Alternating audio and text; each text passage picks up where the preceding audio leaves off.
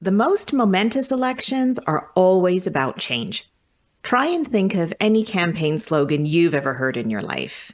It's never like, elect me to keep things exactly the same. The promise of political change, change that will make a real difference in people's lives, plays a huge role in inspiring us to take action.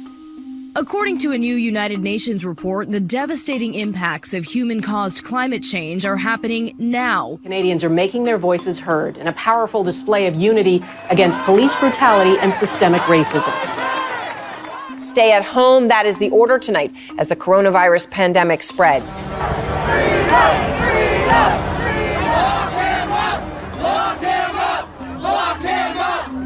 Those headlines and sounds are from ABC News, Global News, CNN, Bloomberg, and the Ottawa Citizen.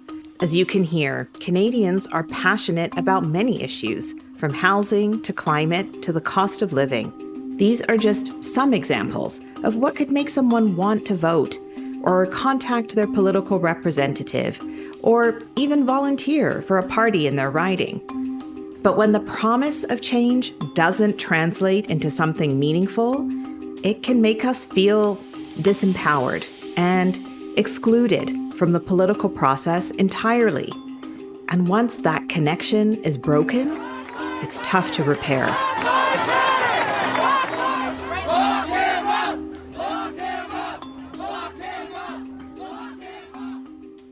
People need to feel that their actions matter and will produce tangible results. Standing in line for the polls, calling your representative, talking politics with your neighbors, and volunteering for candidates. This is the practice of democracy, and it takes work. That work feels worthwhile when citizens see it making a difference in policies, in legislation, and in who represents them. When we don't see a difference, it can feel like it's not worth it. And this feeling is a real threat to democracy. And democracy advocates admit freedoms are eroding and authoritarianism is rising. That's from the PBS NewsHour, and it can feel really frustrating when you want to see change after an election, but it doesn't actually happen. Well, it might surprise you to know that many MPs feel the same way. I'm Sabrina Dellin. Welcome to Humans of the House.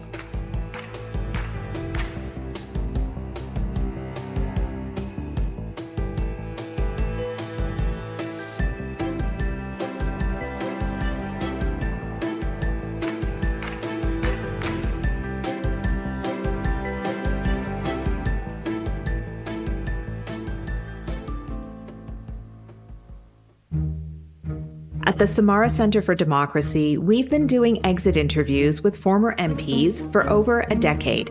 In this show, we hear from a dozen former MPs who served between 2015 and 2021. And in today's episode, we're asking them, how hard is it, really, for an MP to make change? When MPs are elected, we say that they come into power, but MPs often find themselves struggling to make their promised changes happen. A lesson that many MPs learn the hard way is that getting things done in Parliament can be complicated.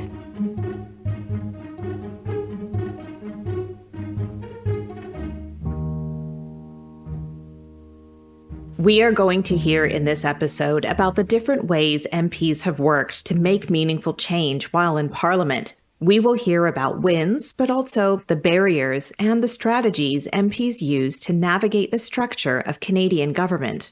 One tactic we heard a lot about, well, say what you will about politicians being all talk, but it does pay if an MP is a powerful public speaker. Mr. Speaker, when the Prime Minister insists that this pipeline expansion will be done no matter what. In 2018, former NDP MP Romeo Saganash gave a speech aimed squarely at Prime Minister Justin Trudeau. He had been elected in 2015 with many promises to Indigenous peoples, which never materialized. And at that point, I was exasperated listening to him and his ministers saying one thing and doing the opposite. And one morning, my partner, who's now Member of Parliament for Winnipeg Centre, and I were walking towards the house. And I said to her, I think I'm going to say the F word today in the house. In case you didn't catch that, Romeo told his partner, I think I'm going to say the F word. Because I'm pretty fed up. And she said, okay, have a good day.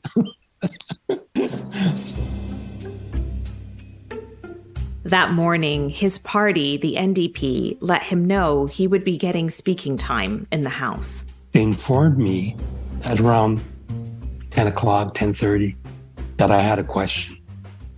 And usually our team or my office assistants would draft a question that I would modify, but nobody had prepared anything for me that day. So I said, it's all right. I'll write my own question today.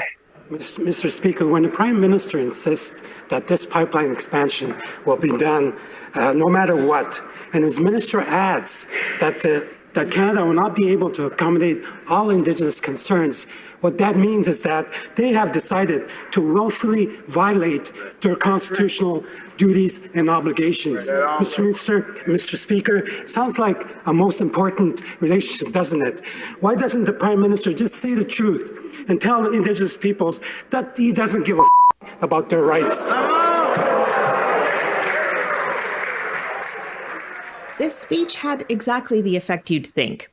It was all over the news, and Romeo wants to make something clear. I really, really put much effort in trying to find another word that day. But I realized today there was no other word. So there we go. That's how that moment came to be. It was out of exasperation. I was totally fed up. The honourable member for Abitibi-Baie, James-Nunavik-Eeyou, is an experienced member and knows that that is unparliamentary language, and I'd ask him to withdraw the word and apologize.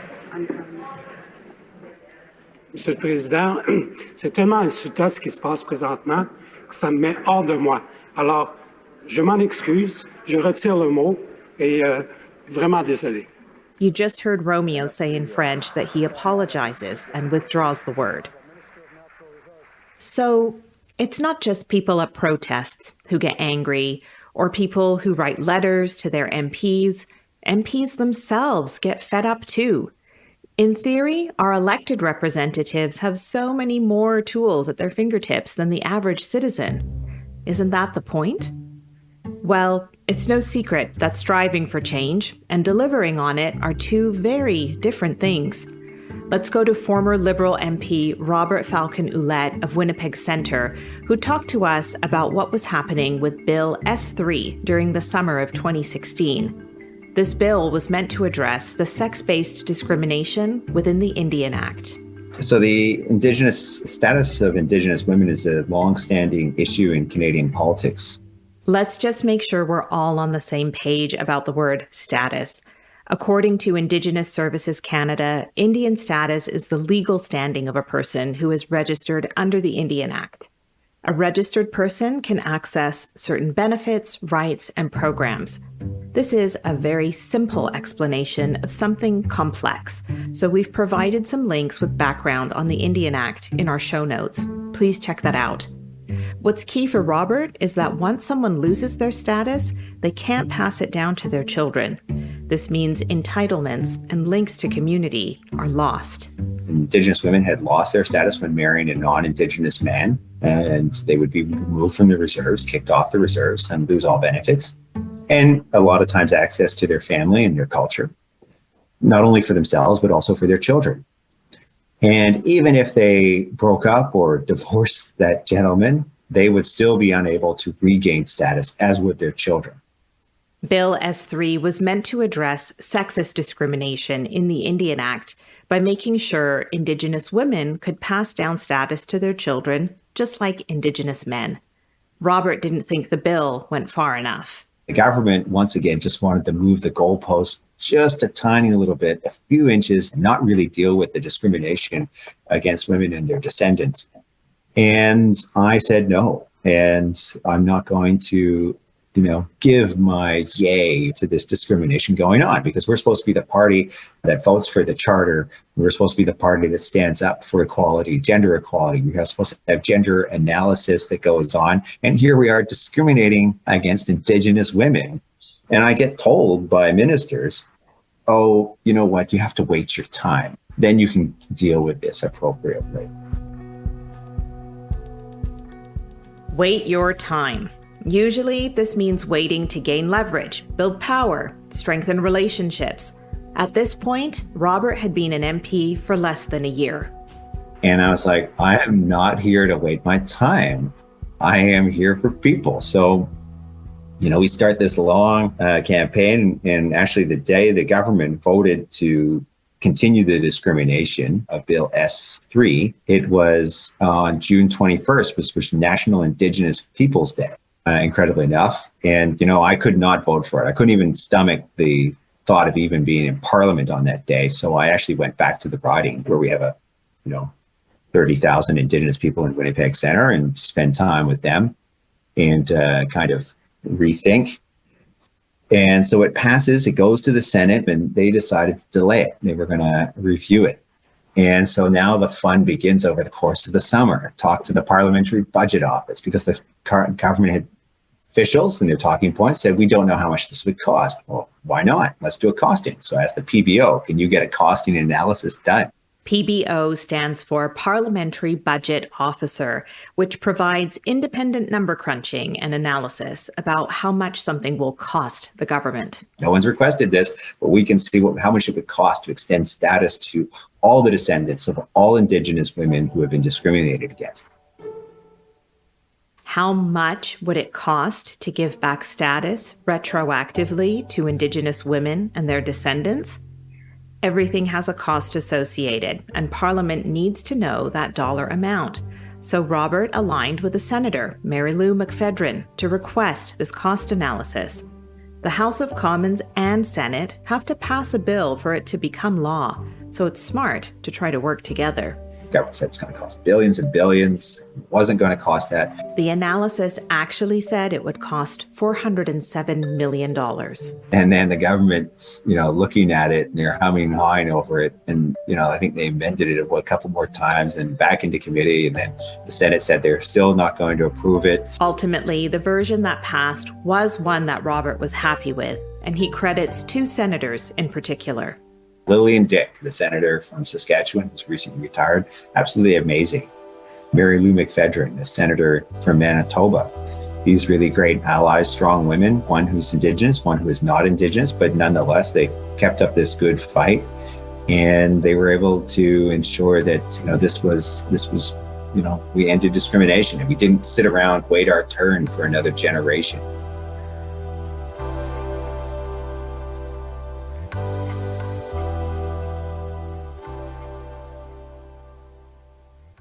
Robert talks about amending, hemming and hawing, back and forth to committees. Change on the Hill doesn't usually occur in a straight line.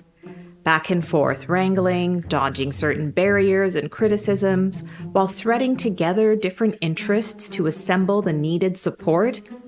These are themes that crop up over and over again in our conversations with former MPs. All this takes time. Here's Matt DeCourcey of Fredericton. Very rarely are there home runs in politics, right? Like often it's, you're trying to hit a single, you got to run around first, try and bunt them over to second, steal third. Like these are the sorts of, this is the way things get moved along. It's a big machinery. You've got politics and you've got, your inter-party dynamics. You've got the cross-partisan dynamics. You've got the bureaucracy, which is massive and moves at its own pace with its own intention. If you can move things down the line a little bit, like we should celebrate that, right?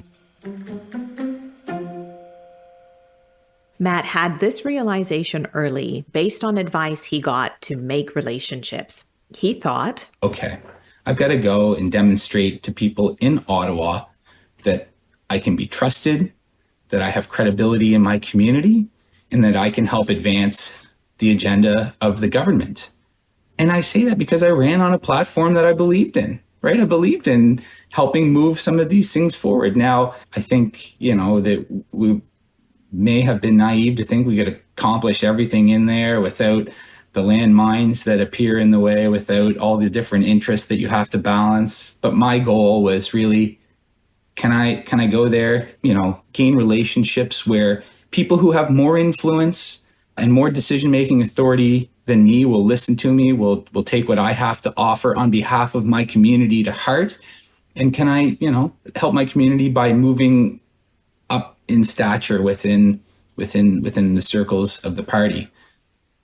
So Matt went into the job understanding that as a new MP, he would have to build up influence and authority.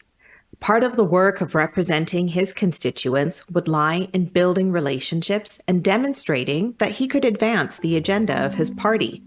Those relationships, that value to his caucus and committees, those were the levers he could eventually pull to create change for his community. You might assume that as soon as a member of Parliament steps into the House of Commons, they have all the mechanisms needed to deliver on their platform. But as a rookie backbench MP, Matt had to work to develop networks and connections with more powerful colleagues in the House. Making change meant building up his stature within the party. It meant paying close attention to power dynamics.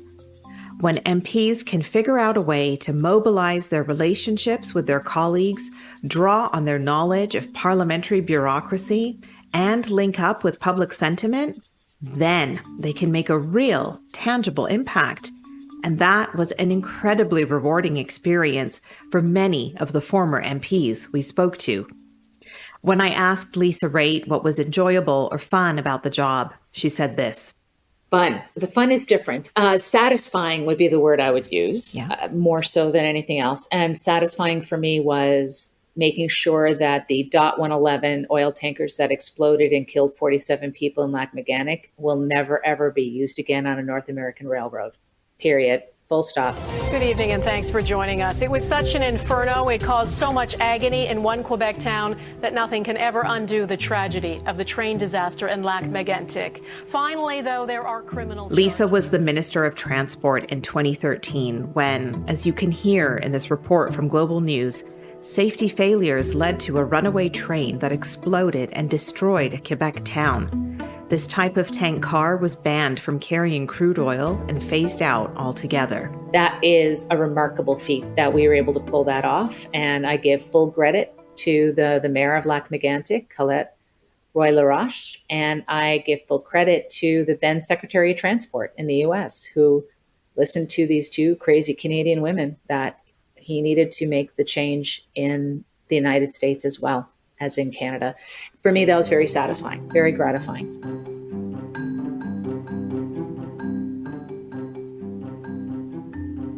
Creating change, making an impact, it can be incredibly satisfying, as Lisa said. Sure, there are many different opinions on what kind of change we need in Canadian society. But like I said, you rarely hear a politician campaigning like, I won't do anything differently, or I'll just keep on keeping on. And our former MPs tell us making change is what they set out to do. So how does it feel when you actually have a win? Here's Celina Caesar-Chavannes, former MP for Whitby, Ontario. I would say the biggest one was in the 2017 budget. I asked Jane Philpott, who was the Minister of Health at the time, what do you need to get mental health in the budget? And earlier in 2016, I had what's classically termed as a nervous breakdown. My mental health was at its worst. And it was really important for me to, if I couldn't get a national brain strategy, to at least get something in related to mental health. And she said, we need $3 billion to get that. And I was just like, $3 billion is such a, it's not a bold number. Again, I'm going over this bold, transformative government. It's not even a bold number. I said, let's go for $5 billion, and make sure everybody has access, especially those who need it the most, right? The people who don't have the access that we think access means. And so I got up in caucus, others got up in caucus and told our stories. And there was $5 billion in the 2017 budget. It's amazing. That is amazing because the budget spells out what the government will do. The government's budget is a financial plan telling us how the government intends to spend our tax dollars. And a federal budget comes down every year as a reflection of what the government's priorities are. But sometimes it takes many years just to plant a seed. More on that next. This is a mid-roll ad, so you might be expecting us to sell you a mattress or some accounting software. Well, listen, we wish you good sleep and fiscal organization, but no, we're not going to sell you anything. This minute is for us, you and me. I'm Hannah, one of the producers of this show, and we want to tell you why we made this podcast. See, the Samara Centre for Democracy is on a mission to secure a resilient democracy with an engaged public and responsive institutions. What does that mean? Well, the Samara Centre wants to make it easier for you to talk about Canada's democracy and participate in it. So, talk to us. Tell us why you're listening to this show. It's simple to do. I know you've got your phone in your hand right now. Post about Humans of the House and tag us on Instagram and Twitter at the Samara Centre. That's at TheSamaraCentre. We know why we're doing this work. Tell us why you're listening. Hashtag Humans of the House. We started today's episode with Romeo Saganash dropping an F-bomb in the House of Commons. He was deeply frustrated. But don't think that he doesn't have patience. Before he was an MP, he worked internationally for my people at the United Nations to negotiate the UN Declaration on the Rights of Indigenous Peoples. There are very few people on this planet that can say, I was there for the 23 years that negotiations lasted. I can say that. Romeo went to negotiate every summer for 23 years. And by 2007, the United Nations finally had a Declaration for the Rights of Indigenous Peoples, or UNDRIP, a document of human rights. That year, 143 countries voted in favor. 4 countries voted against it, including Canada. So Romeo's work wasn't done. After becoming an MP, Romeo put forward a bill in 2016 to ensure Canada's laws would comply with UNDRIP. This finally came to fruition through a different bill in 2021. Romeo was fighting for the recognition of Indigenous rights for decades. Remember his ability to give a memorable speech? Let's go back to the House of Commons here. Let me tell you a little story, Mr. Speaker, about a little boy named Janish, who was sent to residential school in 1954. He was 5 years old, never came back, apparently died the first year he arrived in residential school. His mom, Mr. Speaker, his mom never knew till after 2 years of his death. His mom, my mom, for 40 years, never knew where Janish was buried. For 40 years, Mr. Speaker. And it is only by coincidence one day that one of my sisters happened to be in the area, and someone told her, I know where your little brother is buried. So after 40 years, my sister filmed the site where he was buried, brought the film back to my mom to show her. Can you imagine? Romeo is visibly emotional here, and his colleagues are clapping to support him. What I told in Parliament was that I've seen my mom cry many, many times in my life.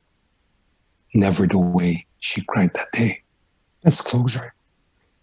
That's closure. Speaker, that's what we call closure.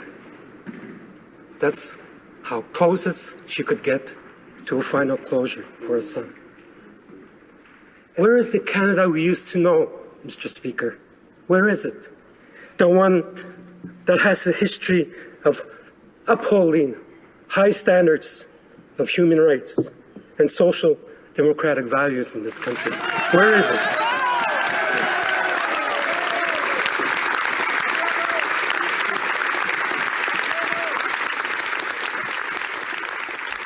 Remember what I said earlier about how complicated change can be with power dynamics in play? Back to UNDRIP and Romeo's bill on making Canadian law comply with it. While I was fighting for my legislation on the UN Declaration on the Rights of Indigenous People, Bill C-262, in the Senate, it had passed the Parliament, third reading, so it went to the Senate, and 5 unelected, unaccountable conservative senators had decided to block it in the Senate. I don't know how many times I met with those 5, but at one point I understood that these people did not want to be convinced. So it was a difficult time because my mom was dying, and I knew she was going to leave pretty soon. And my bill was dying, on the other hand, in the Senate. And I asked her if she would like us to bring back the remains of John Ish.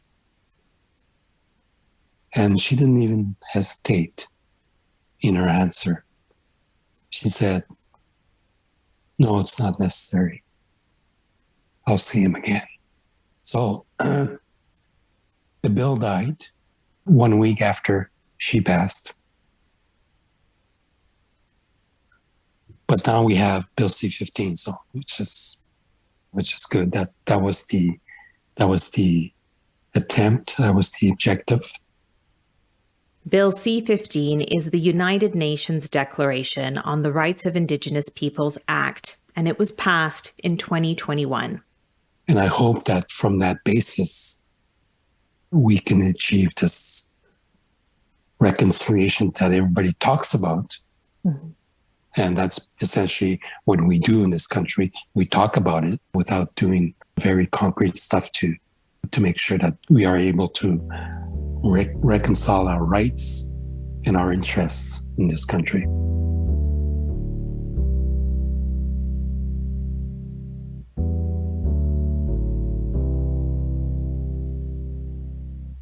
Romeo can give a good speech, and he knows the tough work of making true legislative change.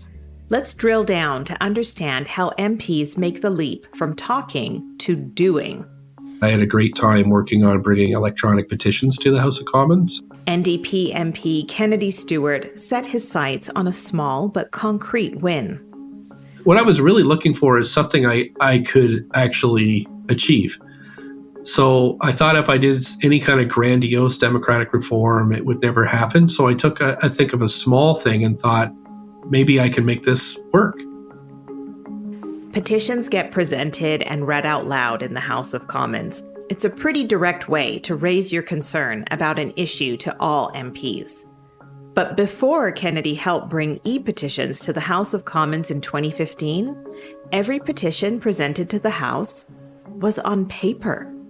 If the House was going to go digital with petitions, Kennedy would need the support of MPs who were not in his party. And it allowed me to have a kind of a genuine dialogue with many conservatives who wouldn't talk to me about a whole bunch of issues. But when I said, look, this allows your constituents too, especially in northern or rural ridings where it's very hard to circulate paper petitions. Mm-hmm. And they thought, oh, this guy's being genuine.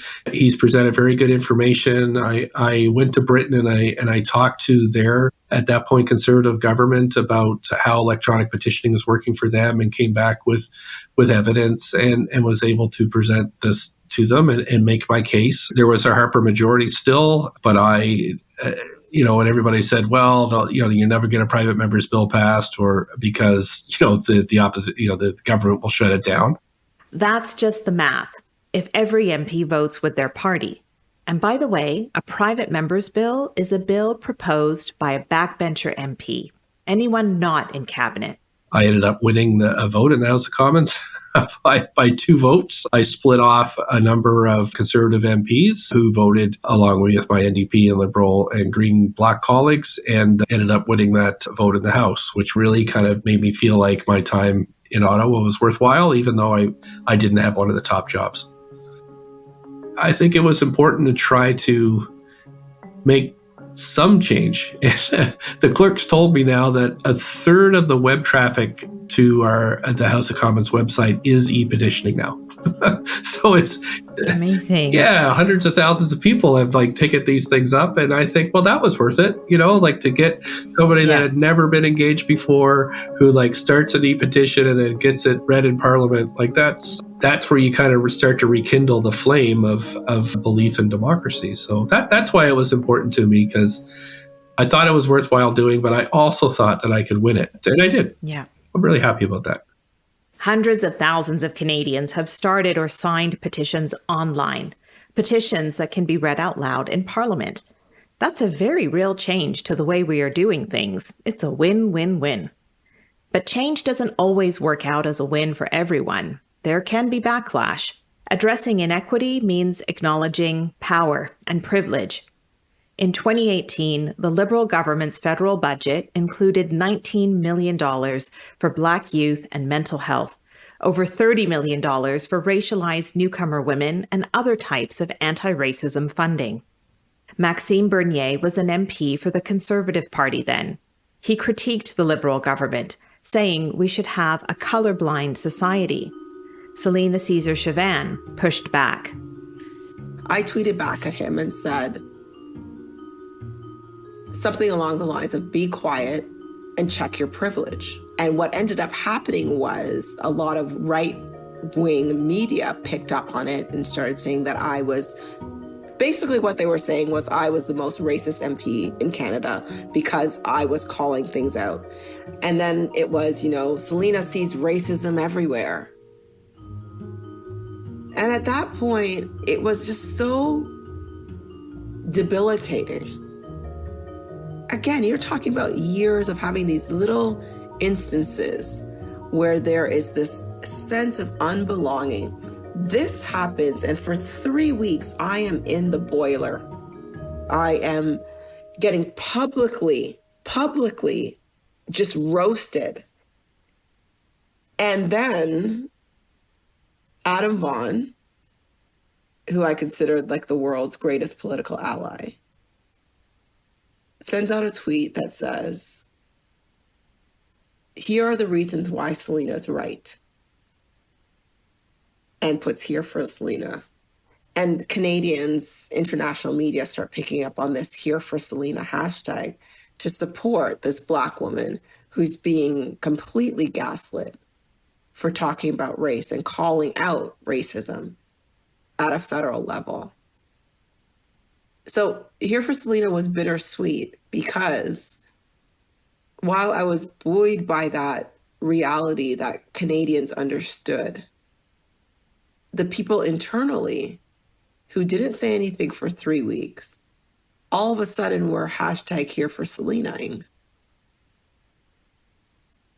And it dawned on me that it was very easy for them to stand with me when it was convenient and leave me when it was not convenient.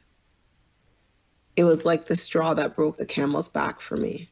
It was at that point that I just decided, after here for Celina, that I wasn't running again. I wasn't going to run Liberal again. In that moment. Yeah. During that hashtag. Yeah, it was so at about 6:00 that night, I got a call from PMO saying that the Prime Minister it's asking me first, is everything okay or am I okay? And that the Prime Minister wanted to meet with me the next day. And I was like, y'all tripping. I was like, no, I'll meet with him. But in my mind, I was like, this relationship is done. PMO is the Prime Minister's office, and for Celina, this phone call was too little too late. She wasn't happy with the lack of support while she was being harassed online before the hashtag started trending, And this was years into an unsatisfying relationship between Celina and the Prime Minister, for whom she was the parliamentary secretary. When she made the decision she would not run again as a Liberal, she didn't tell the Prime Minister until a year later. So tell me how you told the Prime Minister you were not going to run again. So I was in Whitby. I'm in the home that I'm currently in, just bought my home and, feeling it for security reasons because I've had death threats and been sued and all kinds of stuff. So I buy this home. It's really secluded. I'm feeling like my life is going to finally get back together. I'm not going to run again for a number of reasons, but having a death threat against yourself and your children is reason enough for me. I say I'm not going to run again. The PMO calls and says, the Prime Minister would like to speak to you. So I say, okay, fine. And that evening about 9 o'clock or 9:30, I get a call from the Prime Minister's switchboard. And he comes on and I'm like, hey, how's it going? And, a little bit of small talk. And I say, I'm not, running again. Does it feel tense? Or is there? There was always tension because since when I left as Parliamentary Secretary to International Development, again, all these positions that I left as Parliamentary Secretary to the Prime Minister, Parliamentary Secretary for International Development, all of them came with very valid reasons that I spoke to the Prime Minister about. All were related to the way I was treated. And I left Parliamentary Secretary to International Development because the party didn't support me with Max. You left me out on a limb. And you have people calling me the most racist MP in the country and you don't say anything? Clearly, you're not on my team, so I'm not going to be on yours. So it was already tense. SNC is happening at the same time. Jody Wilson-Raybould is leaving or has just stepped down that morning or something's happening. Jody Wilson-Raybould was the first Indigenous Minister of Justice and Attorney General of Canada. She left the Liberal Party during a political scandal known as the SNC-Lavalin affair. At this time, it's 2019, and the Prime Minister's actions were under scrutiny. And he says, I can't have two powerful women of color leave at the same time. And then goes on about how much he helped me during the by-election, how his family has also had threats. And in my mind, I'm going, my family has threats, your family has threats, yes. But you have RCMP protecting you for the rest of your life. I don't. So these kind of comparisons that you're making as a white man named Trudeau to a Black woman named Celina are ridiculous. And I'm getting heated. Like I'm walking through my house and I'm saying, I hope you recognize what you're asking me to do. You're asking me to hold on to you, to support you, when I know that you don't recognize how this has impacted me. The amount of times I had been disrespected in that place. And then to get this phone call, if we extrapolate this to a larger picture, this man holds the pen on policy that impacts 37 million people. If he could treat me, an elected official, the way he did for 4 years, that phone call was nothing because we gave tit for tat. We went round for round on that one. But for 4 years, what does it say about the people who don't have the privilege that I have? What does it say about our democracy? And I wish if you take nothing from this exit interview, that you take the fact that if you could treat someone, you could tokenize them for a year, you could exclude them, you could make them feel like they're worthless in your government. What does that say about how you treat people who don't have privilege that I have because they can never stand in their power, because they're poor and they're vulnerable and they're marginalized? What does it say about how you treat them? Over the course of 4 years, Celina, I'm thinking about the accumulation of disrespect you felt, like the extra emotional labor that's put upon the people who are the first or the only, as if they're supposed to do extra things to survive. Can you talk about that? Well, we have to do extra things to survive. And so, yes, we have to navigate those systems. And yes, I had to ask and re-ask for repeals of mandatory minimums and expungements of criminal records for people who have cannabis possessions instead of a pardon. But you hear these outrageous stories of why we can't do that. Like the system doesn't work by one person pushing, right? At some point, you just say, you know what? I'm tired of beating my head against this wall. Yeah. I'm good. I'm out.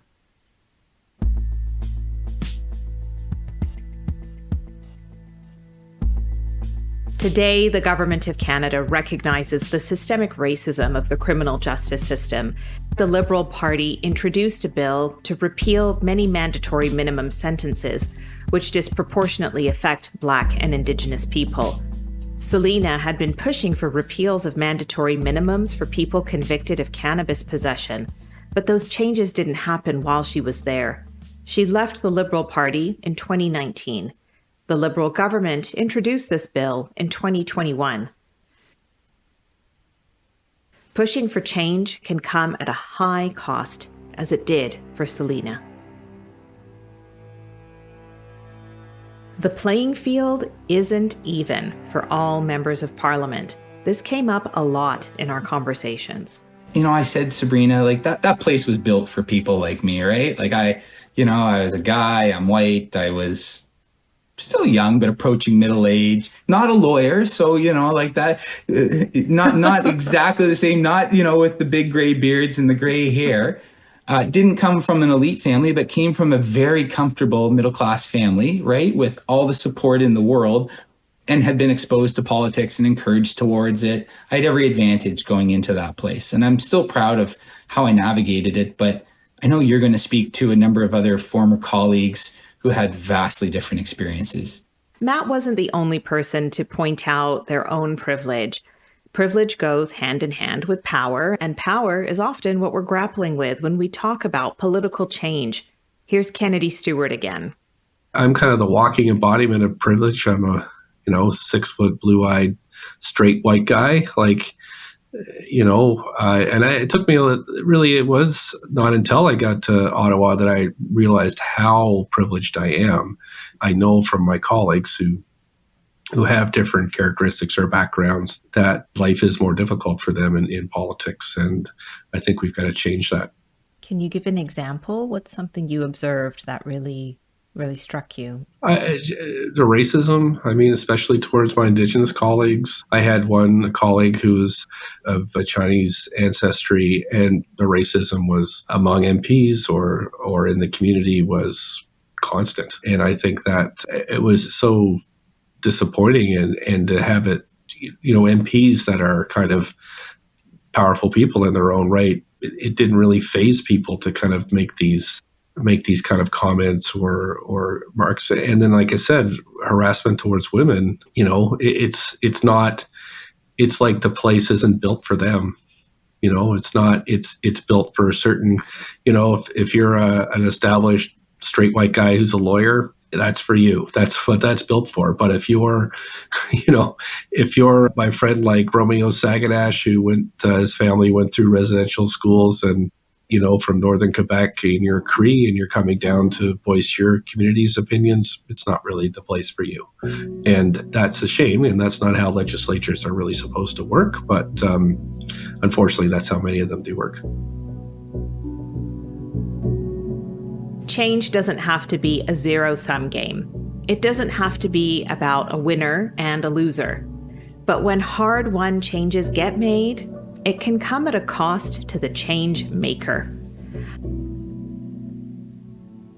I'm going to go back to Celina for a moment, but not to our interview. Instead, I'm taking you back to September 20th, 2017, to the House of Commons. Celina gave a speech about representation that went viral, making headlines around the world. This week I have my hair in braids, much like I've had for most of my childhood.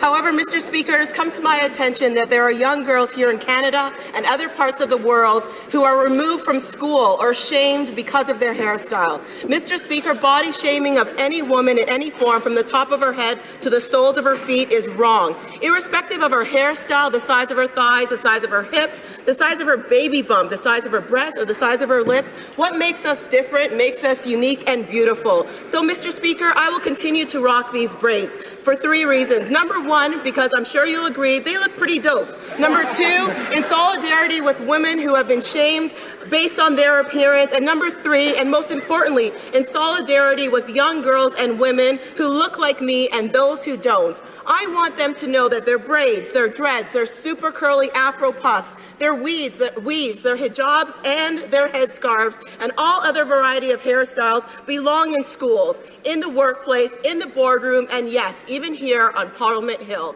Thank you.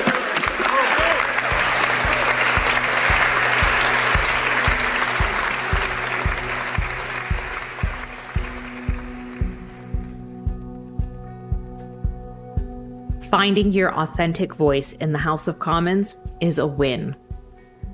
Today, we heard about lots of wins, changes big and small. Banning .111 oil tankers, repeals of mandatory minimums, removing sex-based discrimination in the Indian Act, implementing e-petitions, adopting UNDRIP as Canadian law. It's a privilege to make change. It can also be a burden. So back to the question driving our episode. How hard is it, really, to make change as an MP? Well, as we've heard, it's not easy, but it is satisfying. It is life-changing. It is possible with determination, collaboration, and strategy, like making unexpected alliances within and beyond the House of Commons. One big takeaway from these conversations: you can't make meaningful change alone.